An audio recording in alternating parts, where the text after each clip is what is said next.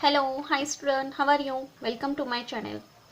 आजच्या व्हिडिओमध्ये आपण 12th स्टँडर्ड्समधील जो काही OCM हा सब्जेक्ट आहे, ज्याला आपण वाणिज्य संघटन आणि व्यवस्थापन असं म्हणतो, तर या सब्जेक्टमधील जे काही मोस्ट एक्सपेक्टेड जे काही इम्पॉर्टंट क्वेश्चन्स आहेत यावर आपण डिस्कस करणार आहोत.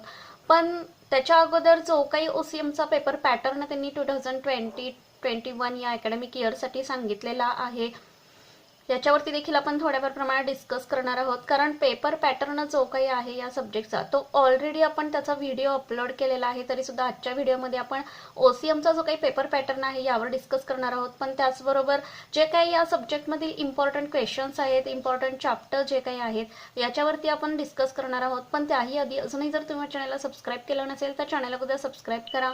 व्हिडिओ आवडला तर नक्की लाईक करा आणि जास्तीत जास्त विद्यार्थ्यांपर्यंत व्हिडिओ शेअर करा.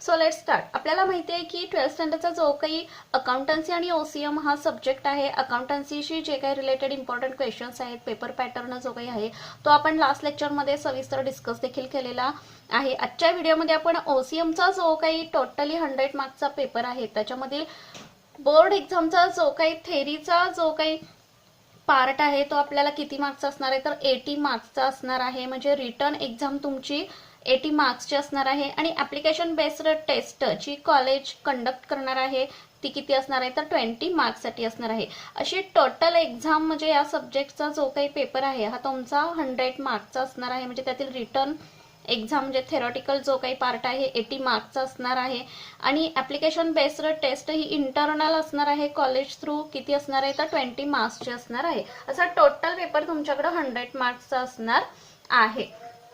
त्यानंतर पेपर पॅटर्न जो काही आहे तो कशा पद्धतीने असणार आहे तो बघण्याच्या अगोदर OCM मधील जे काही सिलेबस आहे किंवा घटकानुसार गुणविभागणी प्रत्येक चॅप्टरची कशा पद्धतीने केलेली आहे यावर थोड्याफार प्रमाणात आपण डिस्कस देखील करणार आहोत.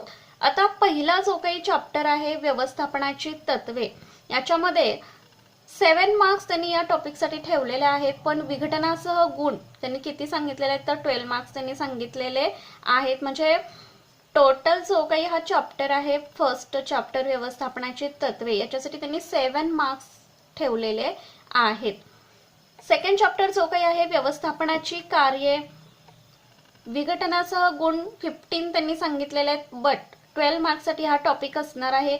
फर्स्ट अँड सेकंड टॉपिक हे व्हेरी व्हेरी इम्पॉर्टंट टॉपिक असणार आहेत. आता जो काही रिड्यूस सिलेबस सोडून आपण जो काही पार्ट या ठिकाणी एक्सप्लेन करणार आहे किंवा जो काही पेपर पॅटर्न आपण बघणार आहे त्यानुसार जे काही क्वेश्चन आपण काढलेले आहेत त्यातले रिड्यूस सिलेबस गृहीत धरूनच आपण क्वेश्चन काय केलेले आहेत, इम्पॉर्टंट क्वेश्चन्स काढलेले आहेत. आता व्यवस्थापनाची तत्वे आणि व्यवस्थापनाची कार्ये दोन्ही टॉपिक आपल्या दृष्टीने काय असणार आहेत, इम्पॉर्टंट असणार आहेत. आता सेकंड जो काही चॅप्टर आहे या चॅप्टर मधील कोणताही पार्ट रिड्यूस केलेला नाहीये. त्यामुळे जेवढी काही कार्य व्यवस्थापनाची आहेत, नियोजन, संघटन, निर्देशन, समन्वय किंवा नियंत्रण, कर्मचारी व्यवस्थापन असेल, ही सर्व कार्य काय करायची आहेत, आपल्याला स्टडी करायची आहेत. त्यामुळं सेकंड जो काही चॅप्टर आहे हा टोटल 12 मार्क्ससाठी असणार आहे. वेटेज देखील मार्किंगचं त्यांनी जास्त ठेवलेलं आहे. सो व्हेरी व्हेरी इम्पॉर्टंट हा चॅप्टर असणार आहे.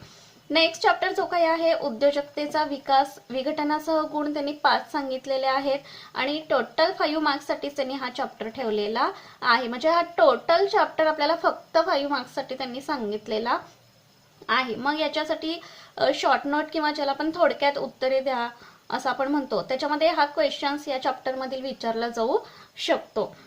सेकंड चॅप्टर जो काही आहे 4th नंबरचा तो म्हणजे व्यावसायिक सेवा, अतिशय महत्वाचा टॉपिक असणार आहे हा. कारण विघटनासह 27 गुण म्हणजे 27 मार्क्स त्यांनी सांगितलेले आहेत. पण टोटल गुण त्यांनी 20 मार्क्ससाठी हा टॉपिक त्यांनी सांगितलेला आहे. सो थोडक्यात उत्तरे द्या असेल, ऑब्जेक्टिव्हचा भाग असेल किंवा ब्रॉड क्वेश्चन असेल, याच्यासाठी व्यावसायिक सेवा हा चॅप्टर काय असणार आहे, व्हेरी व्हेरी इम्पॉर्टंट असणार आहे. नेक्स्ट चॅप्टर आहे 5 नंबरचा जो काही व्यवसायातील उभरत्या पद्धती, विघटनासह गुण त्यांनी 10 सांगितलेले आहेत. बट 7 मार्क्ससाठी हा टॉपिक असणार आहे. 6 नंबरचा जो काही चॅप्टर आहे व्यवसायाची सामाजिक जबाबदारी विघटनासह 10 मार्क्स सांगितलेले आहेत आणि 7 मार्क्ससाठी हा टॉपिक त्यांनी सांगितलेला आहे. विद्यार्थ्यांनी स्टडी करत असताना रिड्यूस सिलेबस जो काही आहे तो लक्षात घेऊनच स्टडी करायचा आहे. आता रिड्यूस सिलेबसचा जो काही व्हिडिओ आहे तो ऑलरेडी आपण अपलोड देखील केलेला आहे. तो पाहण्यासाठी वरील आय बटन क्लिक करून किंवा डिस्क्रिप्शनमध्ये मी त्याची लिंक देणार आहे, ती लिंक ओपन करून तुम्ही तो व्हिडिओ पुन्हा एकदा पाहू शकता. नेक्स्ट चॅप्टर आहे 7 नंबरचा, तो म्हणजे ग्राहक संरक्षण. याच्यासाठी 17 विघटनासह गुण त्यांनी सांगितलेले आहेत आणि 7 मार्क्ससाठी तो चॅप्टर ठेवलेला आहे. याच्यामध्ये फरक स्पष्ट करा. मग जिल्हा आयोग असेल, राज्य आयोग असेल, राष्ट्रीय आयोग असेल, हे व्हेरी इम्पॉर्टंट कन्सेप्ट या टॉपिक मधील आपल्याला दिसून येतात. आणि लास्ट इम्पॉर्टंट एक चॅप्टर आहे तो म्हणजे विपणन. यावर्षी न्यू त्यांनी घातलेला आहे हा टॉपिक. विघटनासह गुण 20 मार्क्स त्यांनी सांगितले आहेत, बट 15 मार्क्ससाठी हा टॉपिक असणार आहे. मग खालील थोडक्यात उत्तरे द्या असेल, फरक स्पष्ट करायला असेल किंवा ब्रॉड क्वेश्चनसाठी दीर्घोत्तरी प्रश्न असेल, ऑब्जेक्टिव्ह असेल, याच्यासाठी मार्किंगचं वेटेज त्यांनी देखील या टॉपिकसाठी जास्त ठेवलेला आहे. So first and second chapter असेल, 4th नंबरचा जो काही चॅप्टर असेल किंवा 15 नंबरचा जो काही चॅप्टर आहे विपणन, हे व्हेरी इम्पॉर्टंट चॅप्टर आपल्याला दिसून येतात, कारण मार्किंगचं वेटेज देखील त्यांनी या चॅप्टरसाठी जास्त ठेवलेलं आपल्याला दिसून येतं. म्हणजे टोटल 80 मार्क्सचा पेपर या चॅप्टरवरती तुम्हाला असलेला आपल्याला दिसून येतो. त्यानंतर 80 मार्क्सचा हे सिलेबस आपण सांगितल्यानंतर, एक्सप्लेन झाल्यानंतर, ऍप्लिकेशन बेस्ड टेस्ट जी काही आहे ती म्हणजे कशा पद्धतीने असणार आहे, जी प्रत्येक कॉलेज कंडक्ट करेल. बघा, उपयोजनावर आधारित चाचणी परीक्षेच्या प्रश्नपत्रिकेचा आराखडा, याच्यासाठी 1 तास तुम्हाला दिला जाणार आहे. गुण असणार आहे 20. जसं आपण 80 मार्क्सचा आता आपण चॅप्टर वाईज वेटेज कशा पद्धतीने आहे ते बघितलेलं आहे आणि 20 मार्क्सची एक्झाम तुमची कशा पद्धतीने असणार आहे. फर्स्ट क्वेश्चन, अधोरेखित शब्द दुरुस्त करून वाक्य पुन्हा लिहा. याच्यासाठी 4 मार्क्स त्यांनी सांगितलेले आहेत. वाक्य किंवा विधाने पूर्ण करा. सेकंड क्वेश्चन, याच्यासाठी 4 मार्क्स सांगितले आहेत. थर्ड, गटात न बसणारा शब्द लिहा किंवा योग्य क्रम लावा. याच्यासाठी 3 मार्क्स आहेत. आणि सर्वात महत्त्वाचे म्हणजे 4 क्वेश्चन्स कोणता आहे तर खालील घटना किंवा प्रसंगाचा अभ्यास करून आपले मत लिहा. याच्यामध्ये तुम्हाला 4 देणार आहेत. 4 पैकी 3 तुम्हाला सॉल्व्ह करायचे आहेत. 9 मार्क्स असणार आहेत. म्हणजे अशी एकूण ऍप्लिकेशन बेस्ड टेस्ट 20 मार्क्सची आपल्याला त्यांनी सांगितलेली दिसून येते. आता पेपर पॅटर्न ऍक्च्युअली कशा पद्धतीने त्यांनी ठेवलेला आहे बघा. अकॅडमिक 2020-21 या इयरसाठी ओसीएमचा जो काही पेपर पॅटर्न आहे, जी काही क्वेश्चन पेपर आपल्याकडे येणार आहे, त्याच्यामध्ये फर्स्ट क्वेश्चन जो काही असणार आहे तो ऑब्जेक्टिव्ह साठी असणार आहे आणि टोटल मार्क्स त्यांनी 20 मार्क्स त्यांनी सांगितलेले आहेत याच्यासाठी. आता फर्स्ट क्वेश्चन मध्ये खालीलपैकी कोणतेही 4 प्रकारचे उपप्रश्न विचारले जाणार आहेत. हे सर्व जे काही उपप्रश्न त्यांनी या ठिकाणी सांगितले, फक्त याच्यामधील 4 जे काही उपप्रश्न आहेत ते विचारले जाणार आहेत. मग कोणतेही विचारले जातील. फॉर एक्झाम्पल, रिकाम्या जागी योग्य पर्याय निवडून विधाने पुन्हा लिहा, योग्य जोड्या जुळवा, योग्य शब्द किंवा शब्द समूह संज्ञा लिहा, चुकी बरोबर ते लिहा, गटात न बसणारा शब्द लिहा किंवा खालील विधाने पूर्ण करा. यापैकी किंवा एका वाक्यात उत्तर दिले, यापैकी कोणतेही 4 क्वेश्चन्स तुम्हाला काय करणार आहेत, विचारले जाणार आहेत. त्यामुळे प्रत्येक चॅप्टर वाईज कशा पद्धतीने विद्यार्थ्यांनी स्टडी करायला पाहिजे हे देखील आपण पाहणार आहोत. त्याच्यासाठी तुम्हाला 20 मार्क्स त्यांनी सांगितलेले आहेत. म्हणजे पर क्वेश्चन 5 मार्क्ससाठी असणार आहे. सेकंड क्वेश्चन जो काही आहे तो असणार आहे संज्ञा किंवा संकल्पना स्पष्ट करा. याच्यामध्ये तुम्हाला 6 क्वेश्चन विचारले जातील. 6 पैकी तुम्हाला काय करायचे आहेत, 4 सॉल्व्ह करायचे आहेत क्वेश्चन. बघा किती मार्क्स असणार आहेत, 8 मार्क्स असणार आहेत. म्हणजे पर क्वेश्चन एक क्वेश्चन किती मार्क्सला असेल तर 2 मार्क्ससाठी असणार आहे. थर्ड क्वेश्चन जो काही आहे तो म्हणजे खालील घटना किंवा प्रसंगाचा अभ्यास करून आपले मत लिहा. याच्यामध्ये तुम्हाला क्वेश्चन विचारले जाणार आहेत 3, त्यापैकी सॉल्व्ह करायचे आहेत तुम्हाला 2 सॉल्व्ह करायचे आहेत. मार्क्स असणार आहेत 6. म्हणजे एक क्वेश्चन तुम्हाला 3 मार्क्ससाठी असणार आहे. क्वेश्चन जो काही 4 आहे तो म्हणजे फरक स्पष्ट करा. इम्पॉर्टंट क्वेश्चन असणार आहे, कारण टोटल क्वेश्चनसाठी हा मार्क्स किती त्यांनी सांगितले आहे तर 12 मार्क्ससाठी हा क्वेश्चन विचारला जाणार आहे. दिले जातील तुम्हाला 4 क्वेश्चन, पण त्याच्यामधील 3 सॉल्व्ह करायचे आहेत. क्वेश्चन 5, खालील प्रश्नांची थोडक्यात उत्तरे लिहा. कशा पद्धतीने सांगितले बघा. टोटल मार्क्स असणार आहेत 8 मार्क्ससाठी हा क्वेश्चन असणार आहेत. 3 क्वेश्चन्स तुम्हाला दिले जातील, त्यापैकी 2 सॉल्व्ह करायचे आहेत.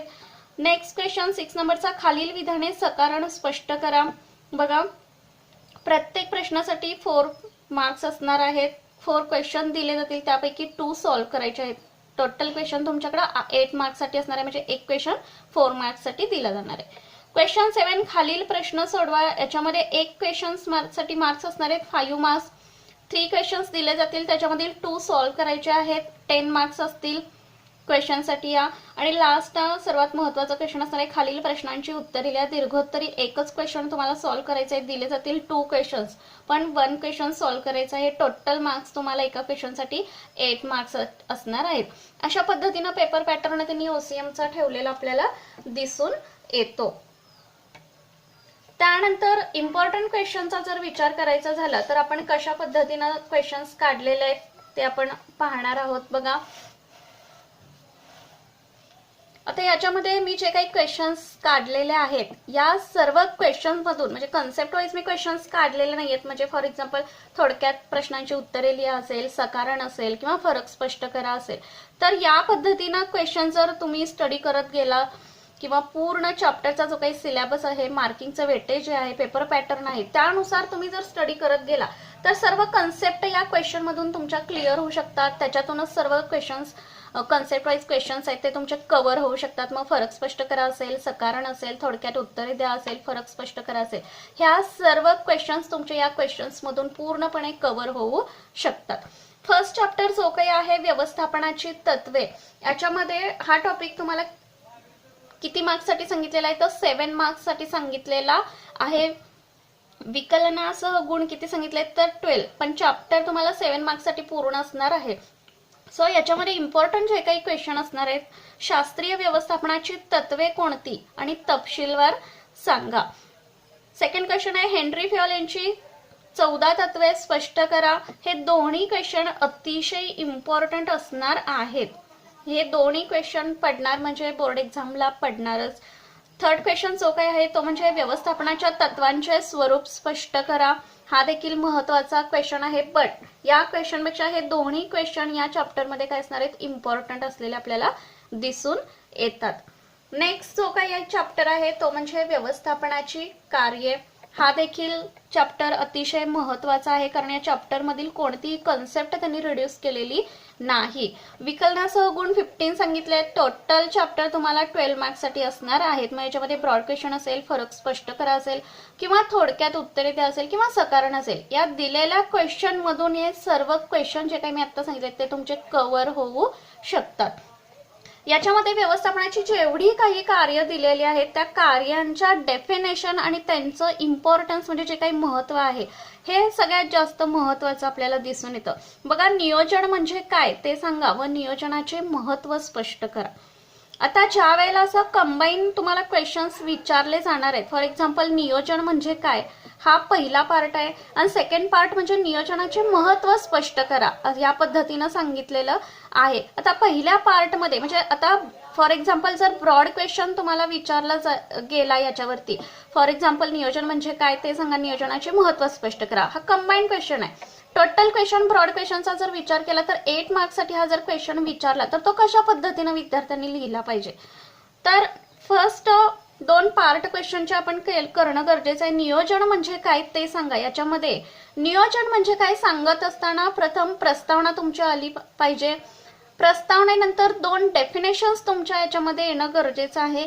2 डेफिनेशन झाल्यानंतर सेकंड पार्ट जो काही क्वेश्चनचा आहे त्याच्यामध्ये तुम्ही काय लिहिलं पाहिजे तर नियोजनाचे महत्त्व जे काही क्वेश्चन मध्ये तुम्हाला विचारलं असेल तो पार्ट येणं गरजेचं आहे. आता याच्यामध्ये नियोजनाचं महत्त्व स्पष्ट करत असताना एक तर तुम्ही नियोजनाचे महत्त्वाचे जे काही पॉइंट आहेत हे पॉइंट तुम्ही चार्ट मध्ये ड्रॉ करणं गरजेचं आहे आणि त्याच्यानंतर सविस्तर पॉइंट जे काही आहेत ते तुम्ही एक्सप्लेन त्याच्यामध्ये करू शकता. म्हणजे स्टेपनुसार फॉर एक्झाम्पल फर्स्ट प्रस्तावना, 2 डेफिनेशन्स आणि त्यानंतर चार्ट आणि चार्ट नंतर महत्त्वाचे जे काही पॉइंट्स आहेत नियोजनाचे ते तुम्ही एक्सप्लेन करू शकता. या पद्धतीने जर तुम्ही क्वेश्चनचं आन्सर लिहिलं तर डेफिनेटली तुम्हाला आउट ऑफ मार्क्स या ठिकाणी पडू शकतात. याच पद्धतीनं जी काही सर्व कार्य आहेत या सर्व कार्यांच्या डेफिनेशन आणि त्यांचं इम्पॉर्टन्स म्हणजे महत्त्व जे काही आहे याबद्दलचे क्वेश्चन या टॉपिकमध्ये मी सांगितलेले आहे. सो सर्व क्वेश्चन्स हे इम्पॉर्टंट असणार आहेत. याच्यामधून तुम्हाला फरक स्पष्ट करा, सकारण असेल, हे सर्व क्वेश्चन्स तुमचे या क्वेश्चन्स मधून कव्हर होऊ शकतात.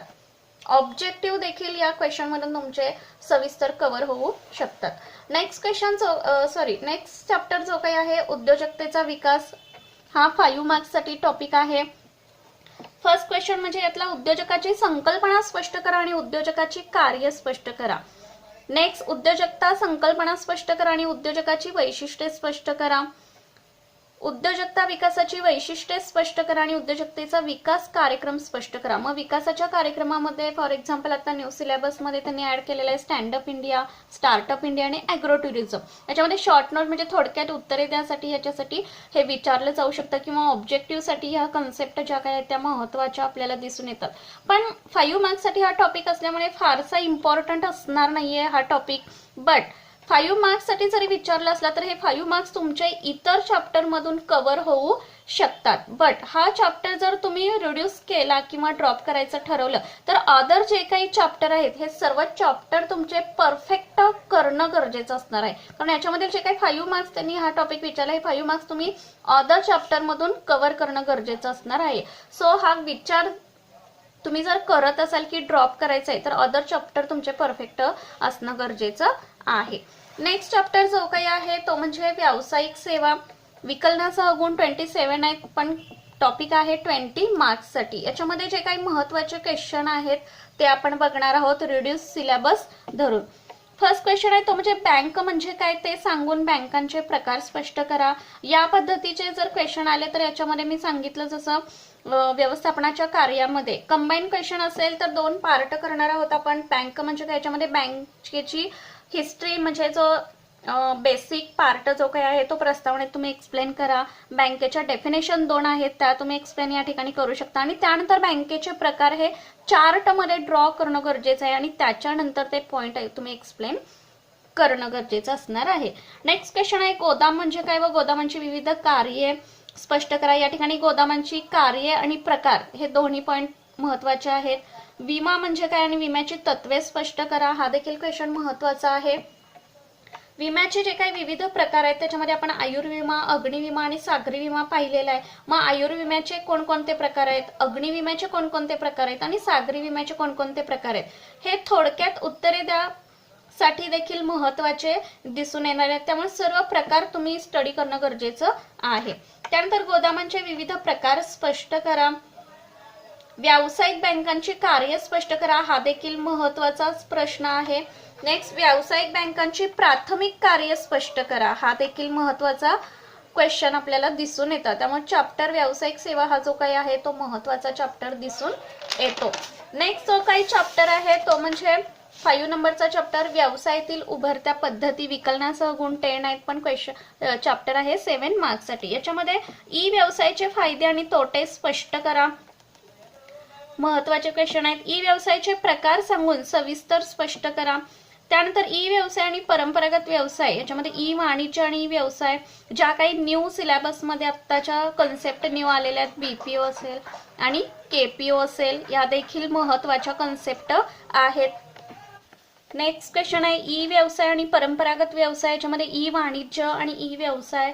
मग त्याच्यामध्ये न्यू कन्सेप्ट आत्ताच्या न्यू सिलेबस मध्ये आलेले आहेत. बीपीओ असेल, केपीओ असेल किंवा एलपीओ असेल, या तिन्ही कन्सेप्ट तुम्ही करणं गरजेचं आहे. मग याच्यामध्ये फरक स्पष्ट करासाठी देखील परंपरागत व्यवसाय आणि ई व्यवसाय हा देखील विचारला जाण्याची शक्यता जास्तीत जास्त असू शकते. त्यामुळे फरक स्पष्ट करामध्ये ई व्यवसाय आणि परंपरागत व्यवसाय हा तुम्ही करणं गरजेचं आहे. जर हा क्वेश्चन तुम्ही केला तर फरक स्पष्ट करामध्ये कोणतीही तुम्हाला अडचण येणार नाही. त्या ठिकाणी तुमचा हा क्वेश्चन कव्हर होऊ शकतो.